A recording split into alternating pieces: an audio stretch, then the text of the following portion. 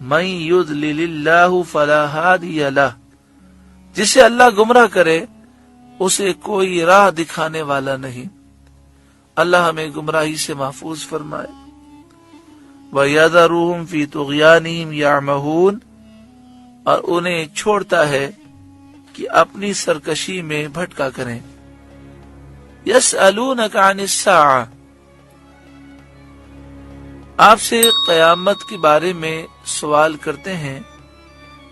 ایان مرساہا، کہ وہ کب کو ٹھہری ہے، قیامت کب آئے گی۔ شان نزول حضرت عبداللہ بن عباس رضی اللہ تعالی عنہما سے مروی ہے، یہودیوں نے نبی کریم صلی اللہ علیہ وآلہ وسلم سے کہا تھا کہ اگر آپ نبی ہیں تو ہمیں بتائیے کہ قیامت کب قائم ہوگی، کیونکہ ہمیں اس کا وقت معلوم ہے۔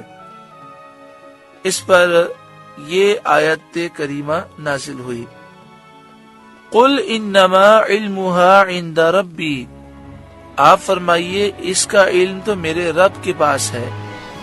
لا یجلیہا لوقتہا الا ہو، اسے وہی اس کے وقت پر ظاہر کرے گا۔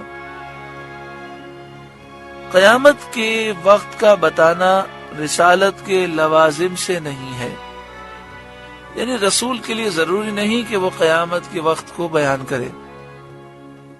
اے یہودیوں، جیسا کہ تم کہتے ہو کہ رسول کے لیے قیامت کا وقت بتانا ضروری ہے، ایسی بات نہیں ہے۔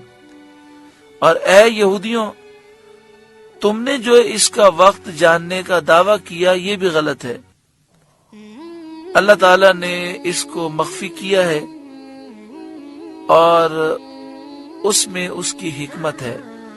ثقلت فی السماوات والارض، بھاری پڑ رہی ہے آسمانوں اور زمین میں، یعنی قیامت قریب ہے۔ لا تأتیکم الا بغتہ، تم پر نہ آئے گی مگر اچانک۔ یسألونک کأنک حفی عنہا،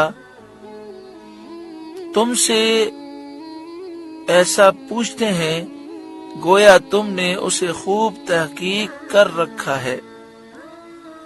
قل انما علمها عند اللہ، اے محبوب آپ فرمائیے اس کا علم تو اللہ ہی کے پاس ہے۔ ولکن اکثر الناس لا يعلمون، لیکن بہت لوگ جانتے نہیں۔ بہت سے لوگ یہ نہیں جانتے کہ قیامت کے وقت کو پوشیدہ رکھنے میں کیا حکمت ہے۔ تفسیر رول بیان میں ہے کہ بعض مشائخ اس طرف گئے ہیں کہ نبی کریم صلی اللہ علیہ وآلہ وسلم کو با اعلام الہی وقت قیامت کا علم ہے، یعنی اللہ تعالی نے اپنے محبوب کو قیامت کے وقت کا علم دیا ہے۔ قل لا املک لنفسی نفعا ولا ضرا الا ما شاء اللہ، اے محبوب آپ فرمائیے میں اپنی جان کے بھلے برے کا خود مختار نہیں مگر جو اللہ چاہے۔ غزوہ بنی مستلق سے واپسی کے وقت راستے میں تیز ہوا چلی، چوپائے بھاگے تو نبی کریم صلی اللہ علیہ وآلہ وسلم نے خبر دی کہ مدینہ طیبہ میں رفاعہ کا انتقال ہو گیا، اور یہ بھی فرمایا کہ دیکھو میری اونٹنی کہاں ہے۔ عبداللہ بن ابی منافق اپنی قوم سے کہنے لگا ان کا کیسا عجیب حال ہے کہ مدینے میں مرنے والے کی تو خبر دے رہے ہیں اور اپنی اونٹنی معلوم ہی نہیں کہ کہاں ہے۔ سید عالم صلی اللہ علیہ وآلہ وسلم پر اس کا یہ قول بھی مخفی نہ رہا۔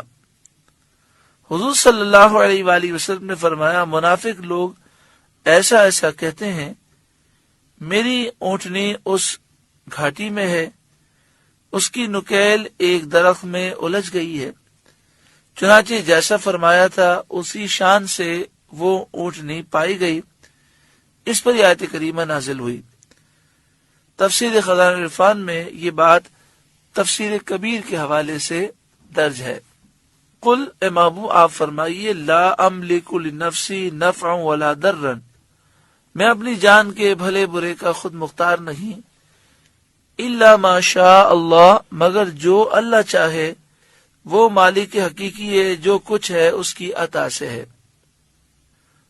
اس آیت کریمہ میں اس بات کا ذکر نہیں ہے کہ اللہ تعالیٰ نے اپنے محبوب کو کچھ بھی نہیں دیا، بلکہ اس بات کا ذکر ہے کہ محبوب فرما رہے ہیں کہ میرے پاس جو کچھ بھی ہے اللہ کی عطا سے ہے، میرا ذاتی کچھ نہیں، الا ما شاء اللہ، جو اللہ نے چاہا وہ عطا کیا، اور اللہ نے اولین اور آخرین کے علوم عطا کیے، سارے خزانے عطا کیے، اور ساری کائنات کا آپ کو مالک بنایا اپنے اذن سے۔ بلکہ بخاری شریف میں حدیث ہے، اللہ دیتا ہے اور میں تقسیم کرتا ہوں۔